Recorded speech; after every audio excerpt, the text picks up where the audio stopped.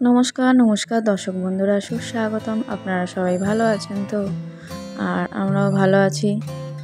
তো আজকে রাখি পূর্ণিমা, বাড়িতে পূর্ণিমার পুজো হবে, মাই করবে। এখন ইদানিং করে পূর্ণিমার পুজো মাই করে। আমাদের বামুন ঠাকুরটা অসুস্থ হওয়ার পর থেকে, অসুস্থ হওয়ার পরেও করতো, কিন্তু ঠাকুরমশাইয়ের হার্টের সার্জারি হয়েছে তো তো সেই জন্য যে সিঁড়ি ভেঙে উঠতে পারে না।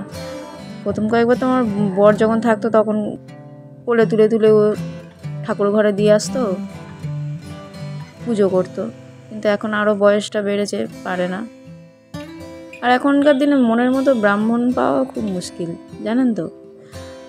আর আজ একটু এবেলাটা নিরামিষই রান্না করছি। আর বাড়ির এমনি ছেলেরা সাধারণত নিরামিষটা খেতেই চায় না, তাদের ডিম নালে মাছ কিছু একটা অন্তত চাই। তো যাই হোক, এবেলাটা নিরামিষ মতোই করি, ও বেলা কী হয় দেখা যাক। ও যদি ডিম খাবে। আর পূর্ণিমাটা আমি পালি না, মা একাই পূর্ণিমাটা করে উপোস। আর এই দেখুন না, বৃষ্টিটা কন্টিনিউ হয়েই যাচ্ছে, একভাবে রোদ কিন্তু আর দিচ্ছে না। একভাবে সবসময় বৃষ্টি আর ভালো লাগছে না, একটু রোদ দেওয়া তো দরকার। আর এদিকে একটু নিরামিষ তরকারি করে নিচ্ছি। আমার ফ্রিজে অনেক সবজি ছিল, ফ্রিজে কিছু কিছু সবজি আবার শুকনো হয়ে যাচ্ছিলো, সেই জন্য করে নিচ্ছে। দেখুন আমাদের কত বর্মা শাক হয়েছে, আপনারা কতটা বুঝতে পারছেন জানি না, কিন্তু আমাদের নিচের বাগানে প্রচুর কিন্তু বর্মা শাক হয়ে আছে, বড় বড় ঘাসের মধ্যেই কিন্তু বর্মা শাক হয়ে আছে। মা মাঝে মাঝে তুলে এনে রান্না করে। বর্মা শাকের সঙ্গে আরও কিছু শাক মিক্সড করে রান্না করলে খেতে ভালো লাগে। বৃষ্টিটা হয়েই যাচ্ছে, কখন একটু রোদ বেরোচ্ছে, কখন বৃষ্টি হচ্ছে। আর এদিকে এই পটল, আলু, পেঁপে, ঝিঙে, টমেটো এই সব কিছু দিয়ে একটা তরকারি করে ফেলছি। কালো জিরে ফোড়ন দিয়ে নিয়েছি। পটলটা ভাজার সময় একটু সামান্য নুন দিয়ে ভেজে নিয়েছি, তাহলে পটল বলে টেস্টি হয়। আর একটু ওইদিকে জিরে, আদা, ধনে একসঙ্গে বেটে রেখেছি, আজ ওই দিয়ে রান্না করব। তার সঙ্গে একটু মৌরিও দিয়েছিলাম, মৌরিও একটু বেটেছি। ধনে আর মৌরি একটু পেট ঠান্ডা করে, আর বর্ষাকালেতেও মানুষের পেট খারাপ হয়, তাই যে একটু পেট ঠান্ডা করা তরকারি খাওয়া হোক। কাঁচা লঙ্কা চিড়ে দিয়ে দিয়েছি। লাস্টে একটু এই ধনে, জিরে, আদা, মৌরি বাটা দিয়ে খানিকক্ষণ নেড়ে নেওয়ার পর জল দিয়ে দিলাম। এখন একটু সেদ্ধ হোক। আর ওদিকে মা একটু পুজো করছে, উপরে একটু যাব। যখন আমি পুজো করি তখন মা রান্না করে, বা যখন মা পুজো করে তখন আমি রান্না করে নিই, তো এইভাবে হয়ে যায়।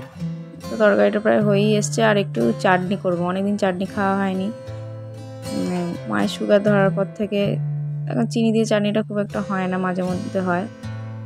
তাই এই যে একটু সর্ষে কাঁচা লঙ্কা বাটা দিয়ে আমরা চাটনি করব। চাটনিটা হচ্ছে, চাটনি করতে তো বেশিক্ষণ টাইম লাগে না, আর তেমন কিছু উপকরণ লাগে না। এবার কেউ যদি উপকরণ বেশি ব্যবহার করে সেটা আলাদা ব্যাপার, কিন্তু একটুখানি সামান্য তেল, একটু বেশি চিনি, মিষ্টি চাটনি হলে, আর একটু নুন, হলুদ, এগুলো হলেই চলে। একটু সর্ষে ফোড়ন দিয়ে নিয়েছি। আর এই দেখুন ডিবেটা নোংরা হয়েছে, আর আমি এই ডিবেটা পরিষ্কার করলে ডিবের খাঁজে খাঁজে তো অনেক সময় নোংরা থাকে, সেই জন্য আমি সেগুলো ব্রাশ দিয়েই পরিষ্কার করি। যেমন বোতলের ঢাকাও ব্রাশ দিয়ে পরিষ্কার করি, তাহলে ভালো পরিষ্কার হয়। চিরুনিও তাই। এই দাঁত মাজা এই ব্রাশগুলো অনেক কিন্তু কাজেও লাগে দাঁত মাজা ছাড়া। কিছু নতুন ব্রাশ তো আমাদের তোলা থাকেই, তার মধ্যে এই একটা ব্রাশ নিয়ে এই সংসারের এই বিভিন্ন জিনিস মাঝামাঝির কাজে লাগাই। চিরুনি টিরুনি খুব ভালো পরিষ্কার হয়।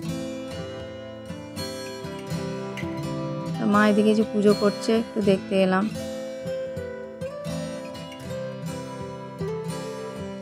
ওই লক্ষ্মী পুজোটাই হয়, নারায়ণ পুজো তার মেয়েরা করতে পারে না, তবু নিজের যতটুকুনি করতে পারবে ভক্তি দিয়ে সেটুকুনি।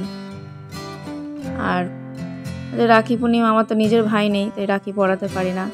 তবে ছোট থেকে এই যতদিন ট্রেনিং কলেজ অবধি ছিলাম, আমরা একে অপর বন্ধুবান্ধব একে অপরকে পড়াতাম, প্রচুর রাখি কিনতাম, মিষ্টি খাওয়াতাম, লজেন্স খাওয়াতাম, এমনকি কোচিং সেন্টারের স্যারেদেরও রাখি পরাতাম, তারাও খুব উৎসাহের সঙ্গে রাখি পরতো। তারপর মিষ্টি খাওয়াতাম বা কখনও লজেন্স, কখনও আমার মা আবার হাতে বানানো নাড়ুও পাঠিয়ে দিত, সেই নাড়ুও স্যারেদের দিতাম, খুব খুশি হতো। এই যতদিন ওই টিচার্স ট্রেনিং কলেজে ছিলাম ততদিন রাখি পূর্ণিমা উৎসব পালন হতো, রাখি পরানো হতো। আমরা মেয়েদেরকেই রাখি পরাতাম, যেহেতু গার্লস স্কুলে পড়েছি। তারপরে প্রাইভেটে গেলে ছেলে বন্ধুদেরও পড়াতাম, কিন্তু আর এখন সেই রাখি পরানোর আর হয়ও না। তারপর নিজের মামার ছেলেরা আছে, মাসির ছেলেরা আছে, তাদের যে যার বোন আছে, দিদি আছে, শুধু আমি ছাড়া।